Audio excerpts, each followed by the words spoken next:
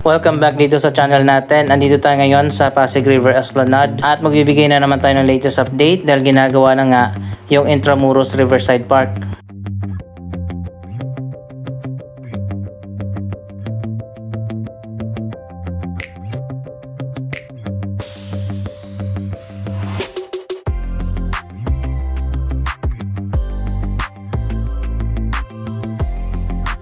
Nakita ko pala dito si Spider-Man.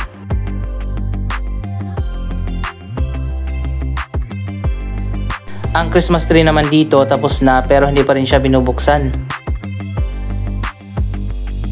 Anyway, alamin na natin ang latest na progress dito sa Pasig River Esplanade Phase 1C na malapit na ngang matapos.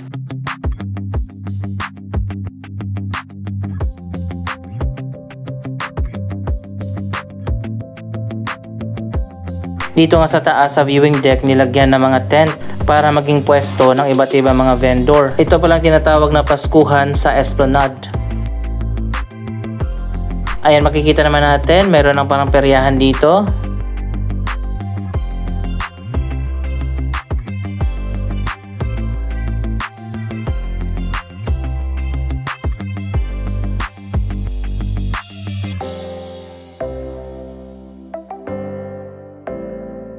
Hindi pa fully occupied yung mga tent dito sa taas sa viewing deck.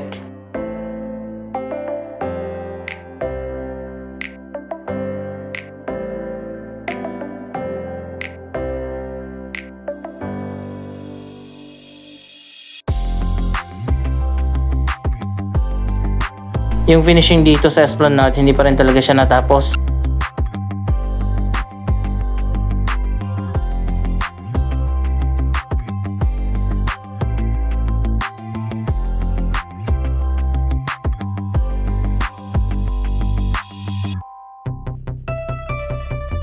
Ayan, makikita nyo naman medyo rough pa talaga yung flooring dito.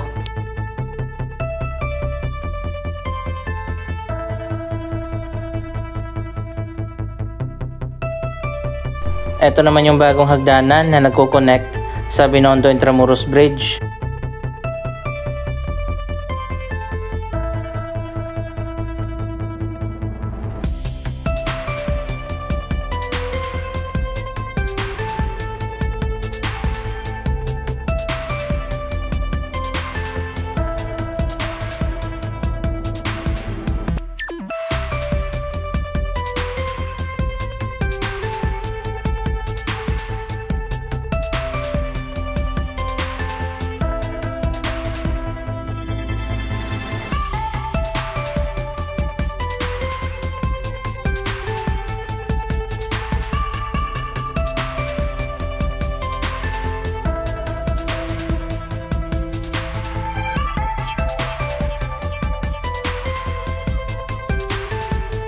Dapat siguro tapusin na ito bago pa simulan yung iba pa mga Esplanade project.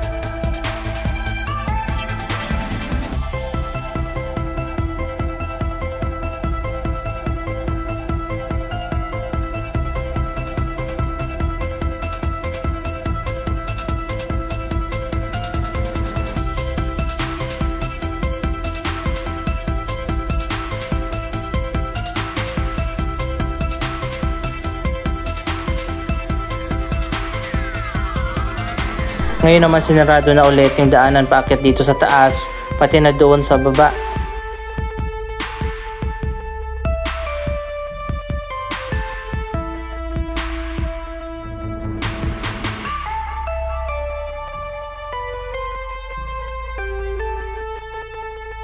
Hindi pa nila tinapos to pero sinisimulan na nila yung iba pang project. Mamaya pupuntahan natin.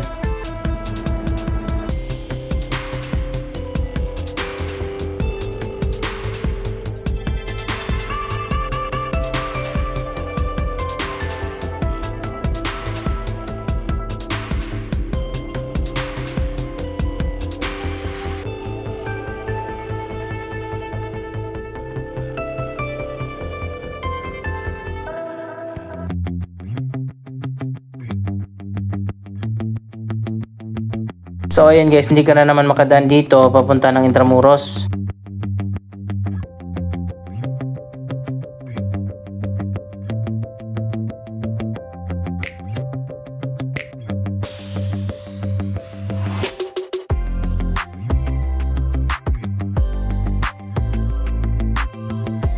medyo hapon na nga tayo nakarating dito, bukas na yung mga commercial space na nagbibenta ng iba't ibang mga pagkain.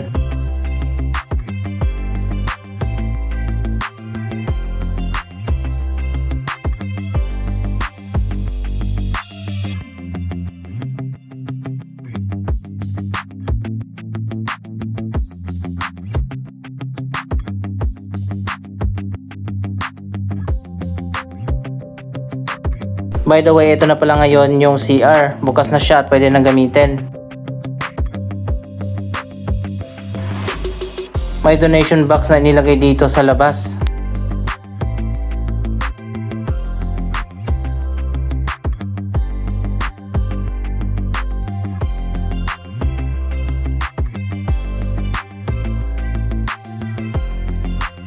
May iba pang mga commercial space na bakante pa hanggang sa ngayon. Dapat siguro hindi na nilagyan dun sa taas at dito na lang lahat sa baba.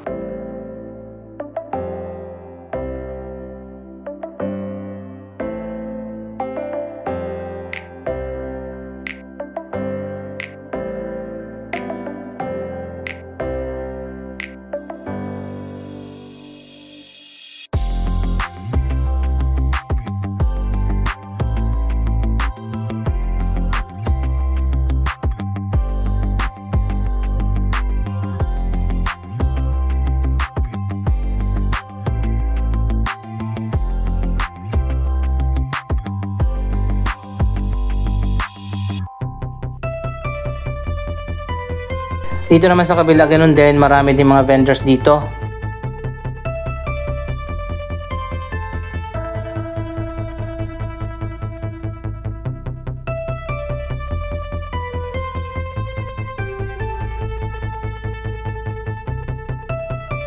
May nakaset up na ng mga tables at mga upuan pati dito sa labas.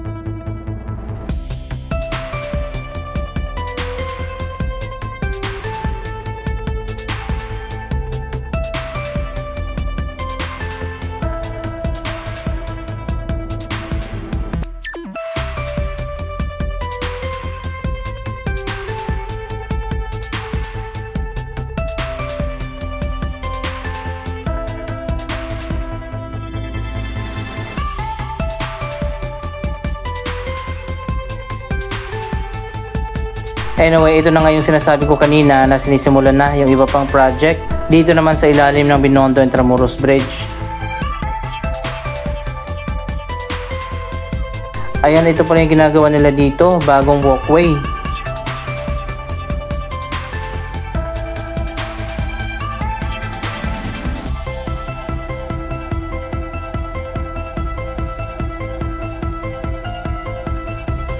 Dito naman sa tapat, major redevelopment din yung ginagawa. Mabuti naman at magiging maganda na rin ang Plaza Mexico. Abangan natin ang magiging bagong mukha ng park na ito.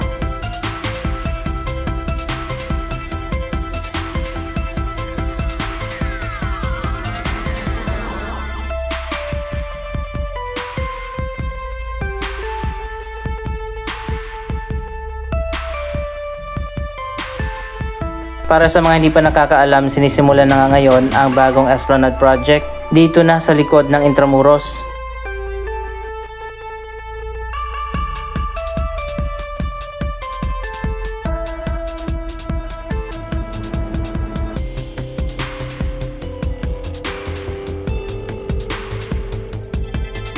So ayun guys, pasensya na nakaharap tayo sa araw kaya malakas yung flare. Ito na yata yung phase 2 ng Pasig River Esplanade Project.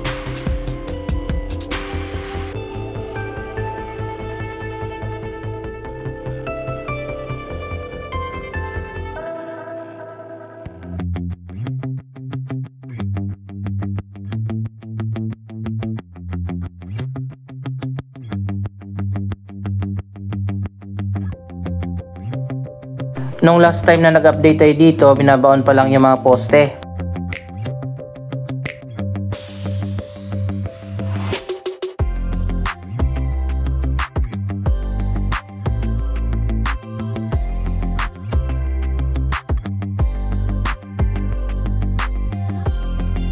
Medyo mahaba din itong area na tatayuan ng bagong Esplanade Project.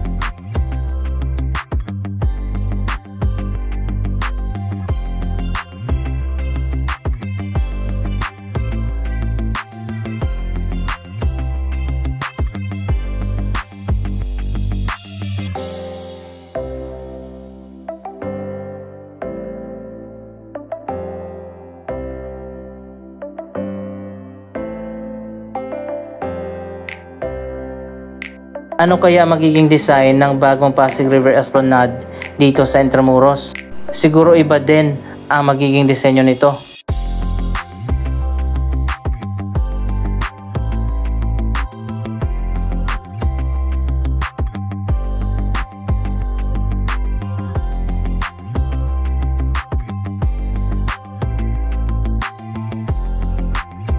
Tuloy-tuloy na nga ang progress ng Pasig River Urban Development Project.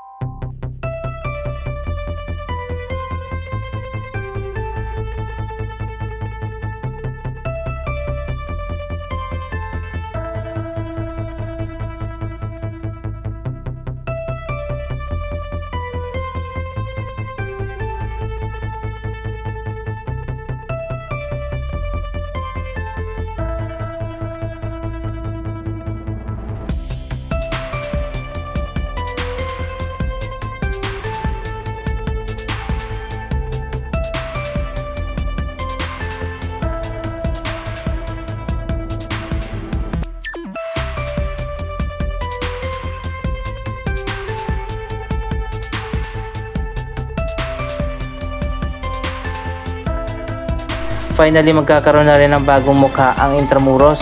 Medyo dugyot din ang lugar na ito at naging tambayan na. Mabuti na lang at may bagong redevelopment na ginagawa dito.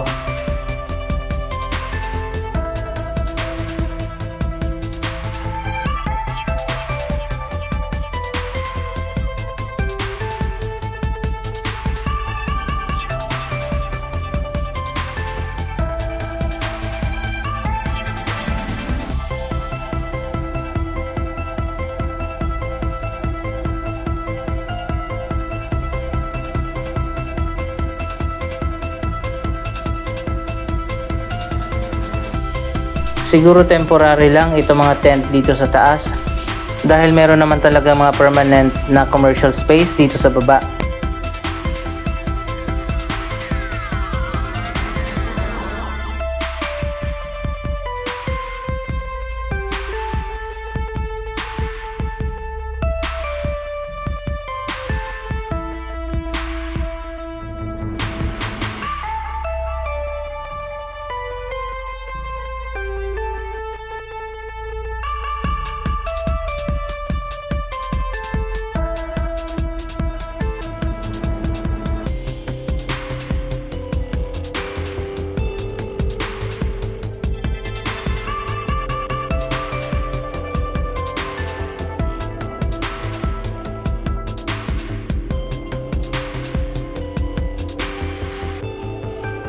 Dito sa Pasig River Esplanade Phase 1A at B, hindi na tayo nag-update kasi nga matagal na itong natapos at kompleto na.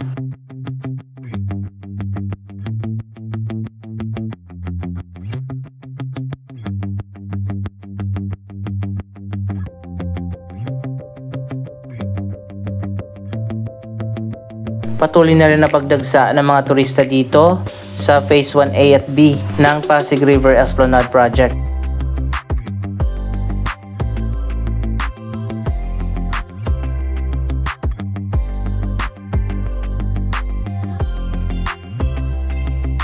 Next year pala ay isisimulan na ang restoration dito sa nasunog na Manila Central Post Office Building. Abangan natin yan, mag-comment lamang dyan sa baba ng inyong mga reaksyon. Maraming salamat sa inyong panonood. Don't forget to like, share, comment at subscribe. Thank you for watching.